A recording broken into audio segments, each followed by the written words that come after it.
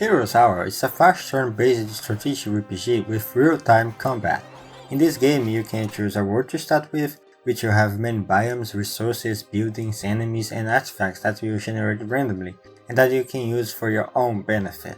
After that, you can choose a faction, like Order, which is a human faction, Enclave, a faction with reptiles, Pyre that summon demons, Decay that's all about skeletons, vampires, undead, anyway, supernatural stuff, and the list goes on.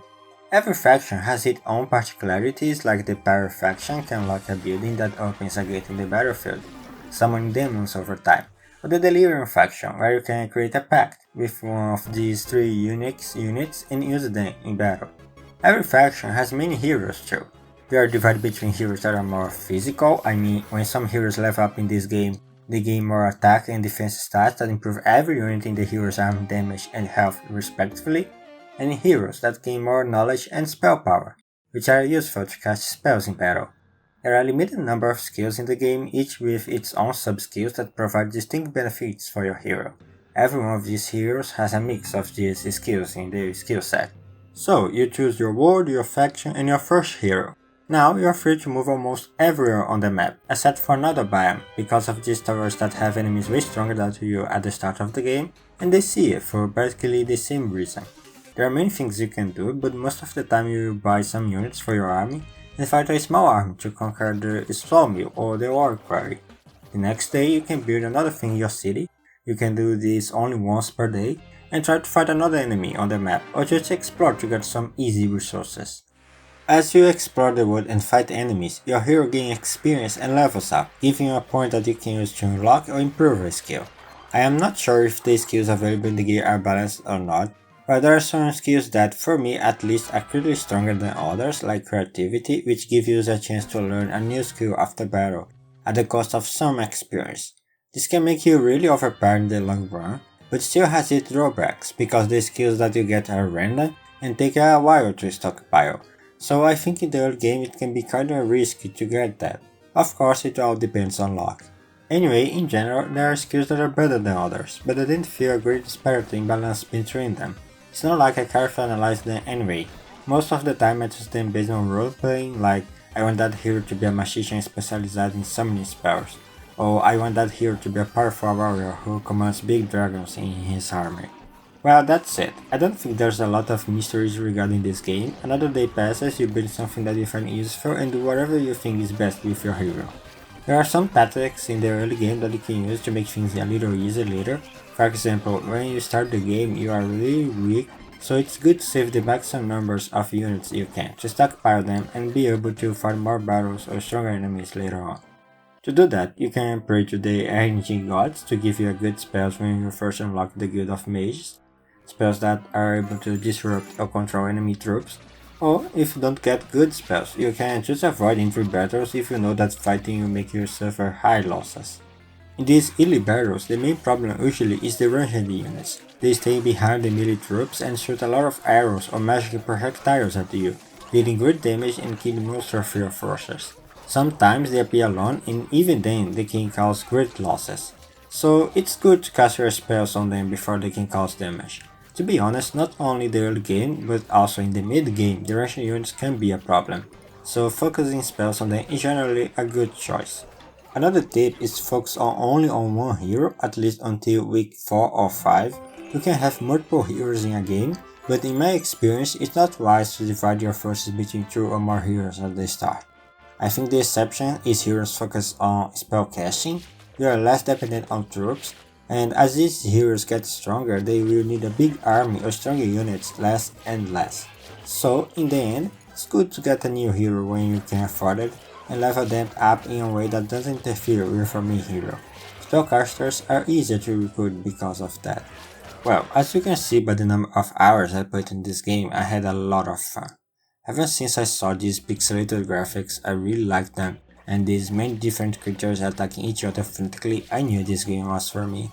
I don't know, there's something so enjoyable for me in seeing this chaotic battlefield and the numbers going higher. There are many different units in the game and many of them have their own abilities. Some are tanks, others can fly, charge, heal, cast spells, summon other units, set enemies on fire or freeze them. I really like all these details, even though I don't consider any of them a battle. Each faction has its own theme, its own perks, it's cool for roleplaying. Unfortunately, the game has a major problem. It's very unbalanced. There are other issues that limit its replayability, but from a single player perspective, this issue is by far what bothered me the most. Like, the game's difficulty is split between two extremes. One is very easy and the other is outright impossible. One thing to note here is that I almost exclusively play the game only on Hardcore Plus difficulty, so my impressions of the game's difficulty are based almost completely on this level. Maybe the game is better balanced at lower difficulties, I am not sure. So what happens is this: the AI doesn't play by the same rules as the player. You can recruit a limited number of troops every week, but the AI doesn't seem to have this limitation. They seem able to gather an impossible number of units, many more than you could, and if the AI decides to attack you in the early game, there's a very high chance you are done. That is specifically a problem in the early game, because as the game goes on, you become so overpowered that it doesn't matter what bullshit the AI throws at you, victory comes easily. That's why the game's difficulty is split between two extremes. In the early game, you play with the fear that anytime the AI could just rush into your territory and destroy you with no way to fight back. Look at this clip. I was playing normally with the Deleter faction and suddenly the enemy invaded my territory and attacked me. The hero was already level 12, mine was 7, and the army was a little stronger than mine. To compensate for my disadvantage, I camped, which gave me a small bonus to attack and defense, and I put my hero in the city to have the advantage of the walls and turrets. I managed to win, but to my surprise, the AI attacked me again, and now with an even stronger army. The first had 500 power, now this one had 100 more power. And I only got weaker because of the last attack. Somehow I won again, but I got attacked yet again, and again, and again, until I finally lost. Notice that the last army that attacked me had 1000 power. The AI just kept getting stronger and stronger by impossible means, while I grew weaker and weaker with no way to recover. They didn't suffer any consequences for the losses. That's not hardcore, that's just outright impossible. I was not even able to play the game, I could barely move from my spot. This happens to me quite frequently in the early game, more or less 30 minutes after the start of a run, and most of the time I just lose against the first attack. And even if you win, you still get bombarded by continuous attack like that, each stronger than the other. That's beyond fair, it's very frustrating. The second extreme is when the AI, for some reason, doesn't attack you and you manage to pass this early stage. After that, it becomes very hard to lose, and it's quite easy to become so overpowered that nothing, and I mean absolutely nothing, can even scratch you. In this run, I got so strong that I didn't even need the army. With basically my hero and some random units that didn't matter, I was able to win against armies that had like 2000, 4000 and even 6000 power by just spamming one spell that attacks everyone on the field.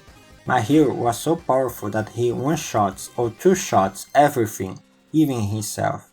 And even if I killed myself, I could just rest a little and then get my revenge. I had so much mana and so much mana regeneration that I could spend this spell dozens of times. And if I managed to run out of mana, I could just interact with this arcane faction building with my hero and all my mana would be restored for free. I was just invincible. And there is a spell called Mind Control where you can target enemy units and make them your allies permanently. And yes, with basically infinite mana and so much spell power, every enemy army in the game can be your army. And my hero had so many attack and defense stats that every unit I stole entered my army with more than double the damage and health.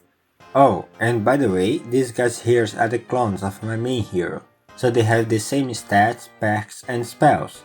So yeah, very fun. It's not like I'm against game breaking mechanics, I actually love them, but when you can become like that every time by just having enough luck to pass the early game, it becomes boring. There are very few times that I had a balanced minigame, but at some point it all comes down to this. The game doesn't have a campaign mode either for some reason. There is this lexicon that serves as wiki for everything in the game, and you can see that each faction has its own mini lore, and there's even a world map. Like, you could have a campaign mode for every faction, each with its own challenge and peculiarities. that could enhance replayability. Of course, to make that work, the game's balance would need to be fixed first, because it would be quite boring if all the strategy required to win the campaign came down to praying that the AI doesn't attack you in the early game. Another thing that would greatly increase replayability would be online multiplayer. There's only local multiplayer, which is shared screen, and seeing how the other player is doing makes things quite boring, because it removes the element of surprise. You know how powerful the army is, the spells and skills, so with enough experience in the game you can guess with good accuracy who's gonna win. And in battle the game needs to pause so the other person can cast the spell, which is horrible for obvious reasons. Anyway, I highly doubt that it was not thought of by the developer. Hardly anything I suggest will be something they haven't thought of. So yeah, I think that's all my impressions of the game after playing for 100 hours. Even though I criticized it a lot, I still recommend it because it gave me plenty of joy. It does have its problems, and some of them are quite significant, but for me at least it's fun. And for a game, that's what matters the most. So yeah, thank you for your attention and stay well.